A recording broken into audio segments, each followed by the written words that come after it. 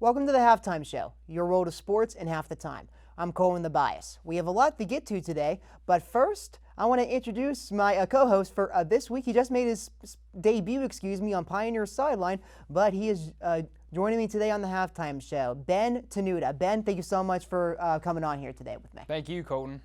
All right, Ben, so let's first get started to the heartbreaker at Heinz Field on Saturday, in which the Pitt Panthers lost 30-29 against NC State after NC State scored a touchdown with 17 seconds left. Now, Ben, I want to get your reaction on the game because it was just another heartbreaker that Pitt fans know all too well. That's exactly what it was. Being a big Pitt fan, watching that game, it was really heartbreaking. I think it's time for Pitt to wake up. The defense really struggled, and that's something we haven't seen in the past few weeks. But the story of the game was really the penalties. 13 penalties, 125 yards. That is unacceptable. That's the length of a football field. That's a lot of very bad, terrible plays by the defense, undisciplined. And I'm not blaming the defense for the loss. I blame the coaching. The coaching really just undisciplined, bad tracking of the time left in the game on that last drive. Pitt, too much time they gave NC State to come down there and score. But the bright side was Kenny Pickett did a great job and, rushing for 40 yards, even though Pitt's offense could not even run the ball with their running backs. He threw for over 400 yards, which was great, and he really put the team on his back. So I'm hoping that Pitt can carry on with Kenny Pickett because he's absolutely fantastic, and I think he has he could be in the pros in the future. But yeah, I think Pitt really needs to wake up and follow Kenny Pickett. He needs to put the team on his back if they want to be successful the rest of the season. Yeah, Ben, I 100% agree with you there. I mean, I said before this season Pitt had no excuses, and it was because Kenny Pickett is coming back for his senior year. He had 411 yards, like you said. That was a career high. But Ben, you mentioned the coaching, something that has been very critical with Pitt fans, as it just seems time and time again in the Pat Narduzzi era, Pitt has lost a game against an opponent that they should have won. But what do you think this means for the rest of the season? Well, I think it's time for, Pitt needs to straighten things out. I love Pat Narduzzi. I love his heart, and he's a great coach, but he needs to focus on what's important, and the offense needs to put the ball in the end zone. They struggled throughout the game, so the offensive coordinator needs to talk with Kenny Pickett and the offense. They need to punch it in. They're down at the 1-yard line. You need to score a touchdown there. It's such a tight game. And, yeah, they need to focus on offense, and they need to focus on their defense, both sides, back to the basics. Get things how they were doing on defense, how they were when the season first started. And offense, they need to, once again, just finish the drives. And I don't want to see Pitt just being that team who upsets a team every other year. They need to be consistent. I want to see like a Dan Marino type era with Pitt, but right now we still have time till we see that. Yeah, Ben, I could not agree with you more. I want to see that Dan Marino era back so bad with this team. But real quick, they have to run the table if they want any chance with success this season. But we are going to have to leave it there. Coming up, NASCAR talk. But we got a controversial finish to talk about at last weekend's race at Talladega. Don't go anywhere.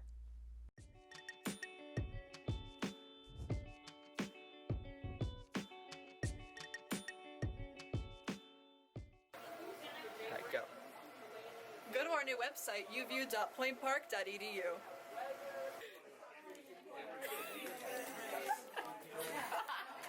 Go, go, go, go, go, go.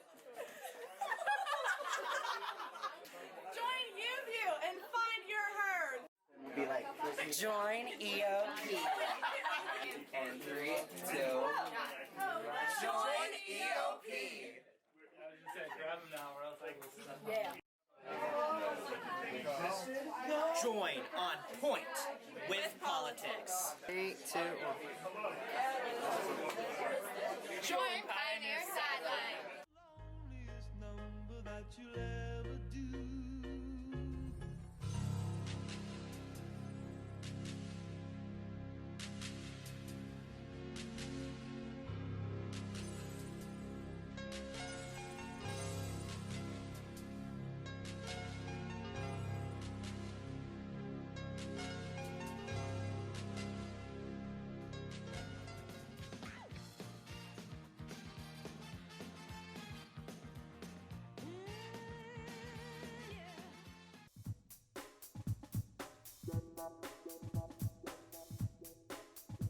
Welcome back. There was an exciting but also a controversial finish at the NASCAR Cup Series race at the Talladega Superspeedway in Alabama on Sunday.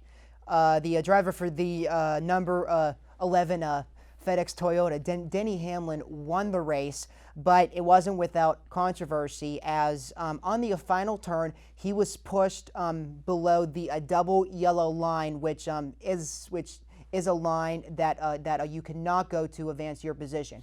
He was pushed down there by the number 17 of Chris Buescher and the number 20 of Erik Jones. However, he was still declared the winner because Chris Buescher was penalized because NASCAR's ruling was Buescher forced Hamlin below the yellow line.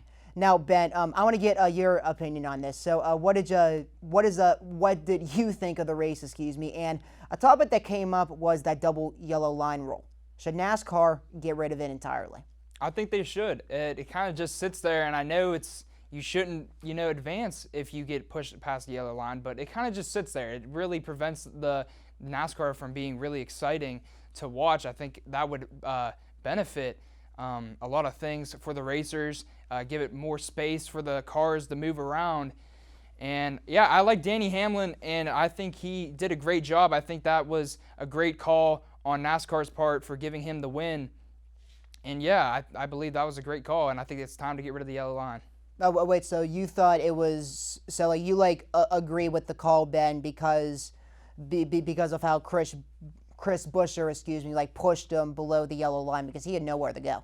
Yeah, I do agree. I think that he can't control it, and if you get pushed and he's just going, he's doing his thing, you're driving, and he pushed him off, but, there's nowhere else he could go. He has to go straight, and I think it was a tough call, but I think NASCAR got it right, and I think, yeah.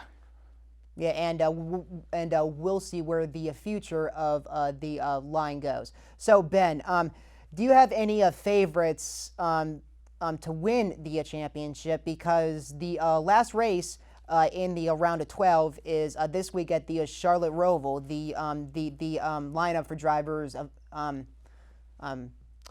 available to win the championship, will go from 12 to 8. So, do you have any favorites, Ben, of going all the way? Well, my favorite is Denny Hamlin, but I would like to see Kurt Busch come up and upset and win the race. I think he's been doing great, and Denny Hamlin, his team is really successful, consistent. They know how to win. They know how to do things fast. They like to go fast. So Kurt Busch, he's always in the corner of his eye while he's driving. So I think I wouldn't be surprised if he came up and got an upset to win the race. But Denny Hamlin, I think he's going to take it though. Well, that's a pretty bold statement there, Ben, with Kurt Busch, because Kurt has one win this season. Denny has a handful. I'm not sure what the exact number is, but it might be 7. But I think he's won at least 7 races this year. So I'm excited to see what the future holds for the rest of the season. And also, I think drivers that you need to watch out for are drivers like Kevin Harvick and maybe even Martin Truex Jr. And also, we'll have to see if Kyle Busch, the defending champion, will be eliminated next week. But coming up, we are going to have a sort of our own little case of the week. I'll find out what the topic is when we come back.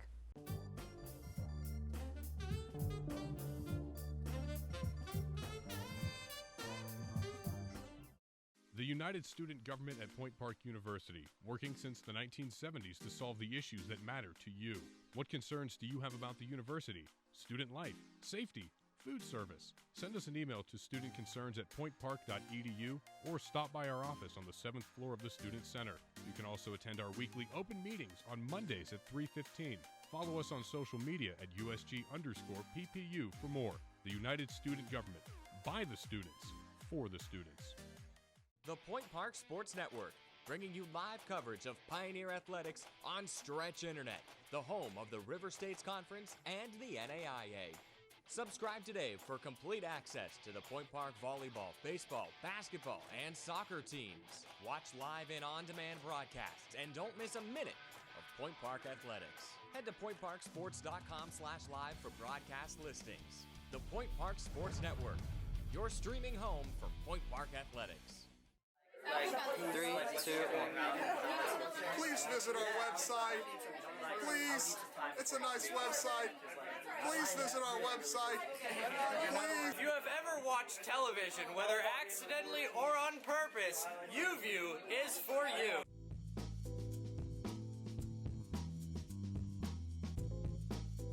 Welcome back. Our final discussion of the night is a sports team that we think took years or has not recovered yet from a notable playoff loss. So, Ben, who's your team? Well, being from Pittsburgh, I'm definitely going to say it, the Pittsburgh Pirates. After 2015, it seemed like we could possibly win the pennant, and obviously that did not happen after countless cuts and trades, such as Garrett Cole, and the list could go on forever. But I'm hoping with the new skipper, Derek Shelton, I'm hoping that he can flip the switch and turn things around. I know the 60-game season, I didn't think anything was going to come out of this year. I thought it was just going to be kind of like, kind of like practice for the Pirates. That's what it seemed like from watching those games, having the worst record in baseball. But I think Ke'Bryan Hayes is definitely the future, and they need to surround him with players that can help them win games. I think it's time to flip the switch, and I think Derek Shelton's going to do that. And yeah, Ke'Bryan Hayes is the future, and he looks great. And after this past season, I had a lot of fun watching him.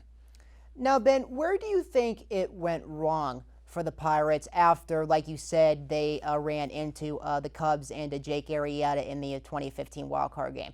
Do you think it went wrong after that season because players like Neil Walker departed, or maybe going a few years ahead to 2018 when the Pirates traded away Garrett Cole and Andrew McCutchen? I think it started when Neil Walker left, but once McCutchen and Garrett Cole left, I think that was really when it hit rock bottom for the Pirates. After Kutch left, that was kind of like I didn't have a lot of hope on the team. I didn't see any players that really stood out. Gregory Polanco is the only player that is still in the organization that was in there in 2015 and saw them win 98 games that year, which right now it seems impossible for the Pirates. And I hate to say it, I'm hoping that the Pirates can win a World Series in my lifetime.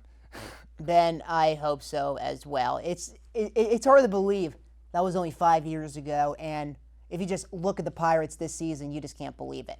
But my team is a meme that will live on in sports forever. 28-3. Ever since the Atlanta Falcons lost Super Bowl 51 to the Patriots, the next season they did make the playoffs but lost in the divisional round to the Eagles, and then 2018 and 2019 7-9. And I wasn't gonna before the season began, I was like, well, okay, yeah, I mean, they had that bad Super Bowl, but that was only a few years ago. But they're 0-4 this season, and they have just hit rock bottom. Now, Ben, what do you think about the Falcons? Do you think they truly have hit rock bottom ever since they blew the 28-3 lead? I do. They look like a completely different team right now since we saw in the past. With Julio Jones, he hasn't been the player he has been. I mean, he makes plays, but Matt Ryan, he's not. I'm not sure if I have a lot of confidence in him right now with the season, how it's going. Yeah, I mean, I agree with you, Ben, too. But not to mention the New Orleans Saints came up the power in the NFC South that year, and also not to mention Tom Brady going from New England to Tampa. But we are going to have to leave things there. We thank you for joining us for this edition of the Halftime Show. I'm Colton the Bias. I'm Ben Tenuta. And we thank you for joining us. We hope to see you right back here next week. Have a good night.